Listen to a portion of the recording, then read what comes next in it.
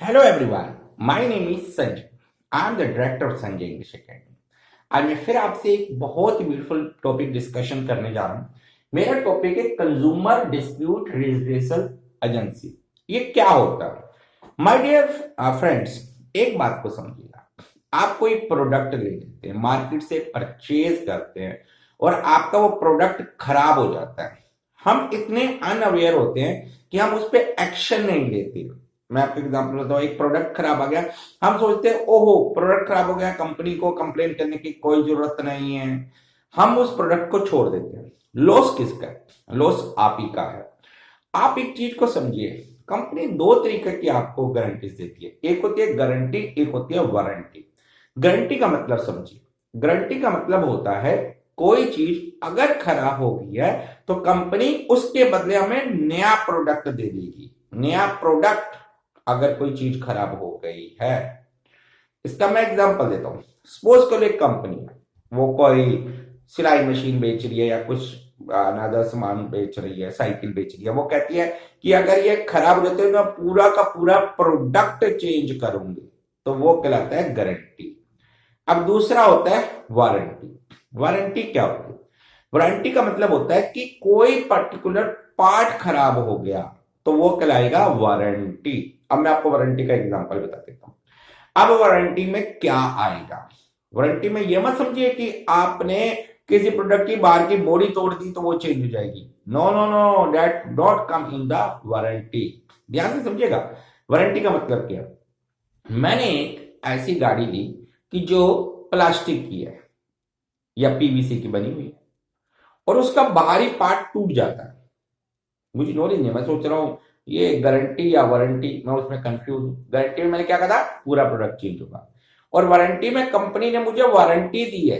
Warranty मतलब warranty भी उस चीज की जो अंदरूनी चीज है, मशीनरी, उसका कोई पार्ट खराब होता है तो वो चेंज किया जाएगा। लोग क्या करेंगे, गाड़ी को लेंगे, उसको तोड़ देंगे, बाहर का हिस्सा तोड़ देंगे, कहेंगे जी ये तो वारंटी में है। तो कंपनी लिख कर देती है कि पीवीसी प्रोडक्ट्स जो आसानी से टूट जाता है बाहर की चीज, वो कंपनी उसमें काउंटेड नहीं करती। शीशा गाड़ी का, उसको काउंट नहीं करेगी वारंटी में, नहीं तो क्या होगा, पर्सन हर बार पहुंच जाएगा। अब हम बात करते हैं क्यों क्लियर होना चाहिए। पता नहीं चलता लोगों को कई बार कि गारंटी और वारंटी के बीच में डिफरेंसेस क्या है।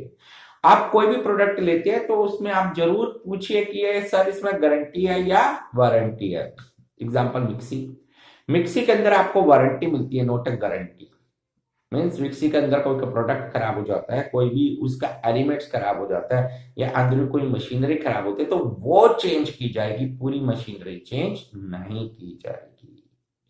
अब बात करते हैं कि लोग जाते नहीं है, कई बार बातों को समझते नहीं और कहते हैं कि चलो प्रोडक्ट खराब हो गया, पता नहीं कंपनी एक्शन लेगी कि नहीं लेगी, क्या मुझे कुछ चेंज करके देगी कि नहीं देगी। आपको जाना है, आज मेरा टॉपिक इसी पे है कि कंज्यूमर डिस्प्यूट्स, कंज्यूमर का डिस्प्यूट्स हो जाता है कंपनी के साथ, तो कौन कौन सी एजेंसीज है जहां पे आप कंप्लेन कर सकते हो, कितने अमाउंट का कंप्लेन कर सकते हैं। पहली आ जाती है district form in district. District, आप डिस्ट्रिक्ट फॉर्म में कंप्लेन करते हैं। हर स्टेट में एक डिस्ट्रिक्ट होती है और डिस्ट्रिक्ट के अंदर एक डिस्ट्रिक्ट फॉर्म बना होगा। वैल्यू कितनी होगी यहाँ की कंप्लेन करने की? Value less than ₹1,00,000। अगर आपके प्रोडक्ट की कीमत 1,00,000 से कम है तब आप यहां पर कंप्लेन कर सकते हैं। दूसरी आती है state commission in each state. फिर स्टेट कमीशन होता है। स्टेट कमीशन कितने की वैल्यू देखेगा? Compensation value between 1,00,000 to 10,00,000। 1,00,000 से 10,00,000 के बीच की कंपनसेशन वैल्यू को देखेगा स्टेट कमीशन। इस पर जज होती है, देखते हैं, बकायदा एक्शंस लेते हैं, प्रॉपर होता है। और एक फीमेल भी होती है, फीमेल सोशल वर्कर को भी रखा जाता है क्योंकि आपके प्रोडक्ट किसी भी तरीके की कंप्लेन हो सकती है। और फिर आता है नेशनल कमीशन, जिसकी वैल्यू मोर देन 10,00,000 रुपीज हो। अगर आपके प्रोडक्ट की वैल्यू मोर देन 10,00,000 होगी तो आप नेशनल कमीशन पर अपनी कंप्लेन दर्ज कराएंगे। कंज्यूमर अवेयर रहना चाहिए आपको। मैं एक चीज और समझाता हूं, MRP. What is the MRP? MRP means maximum retail price इसका मतलब होता है किसी भी चीज की हमने कीमत मेंशन कर दी, लिख दी, पानी की बोतल पे लिख दी मैंने 20 रुपीज या 18 रुपीज, तो मैं 18 रुपए से ऊपर नहीं पे करूंगा। और 18 रुपए किसको मैं, वो कहते हैं सर फ्रिज में बोतल रखी हुई थी, ये था वो था, मैंने ठंडा किया, मेरी कॉस्ट ये है। और आपने कहा आपका एमआरपी है, जो गवर्नमेंट भी कहती है इससे ऊपर आप चार्ज नहीं कर सकते, इसका मतलब होता है मैक्सिमम रिटेल प्राइस। और मैं आपको एक बात और भी बता दूं कि आप एमआरपी पे भी डिस्काउंट ले सकते हैं, ये आपका हक है, वो आपको देगा भी डिस्काउंट। माय डियर पर्सन, एक बात समझिए कि कोई भी कंपनी अगर किसी शॉपकीपर को कोई प्रोडक्ट दे रही है और रिटेल वाला सबसे ज्यादा कमा रहा है, आप उस पर 5% लीजिए ना, डिस्काउंट लीजिए, क्योंकि वो कहता है ये सर एमआरपी है जी, एमआरपी। तो उसको अगर 30% डिस्काउंट मिल रहा है तो आपने तो 5% लिया, तो 25% उसे बचा कि नहीं बचा। तो आप कह सकते हैं शॉपकीपर से कि sir this is MRP, MRP आप डिस्काउंट दे सकते हैं।